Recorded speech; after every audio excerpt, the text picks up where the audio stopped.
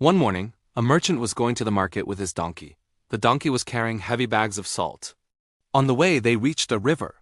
While crossing it, the donkey slipped and fell into the water. When he got up, most of the salt had melted and the bags felt much lighter. The donkey secretly felt happy. The next day, they crossed the same river again. This time the donkey pretended to slip on purpose. Again the salt melted and the donkey walked easily with a smile. The merchant understood what the donkey was doing but stayed quiet. On the third day, the merchant changed the salt bags and filled them with sponges instead. When they reached the river, the donkey repeated the trick and fell into the water. But when he stood up, the bags became very heavy because the sponges soaked up the water. The donkey could hardly walk. The merchant laughed and said, "You tried to trick me, but your own trick has trapped you."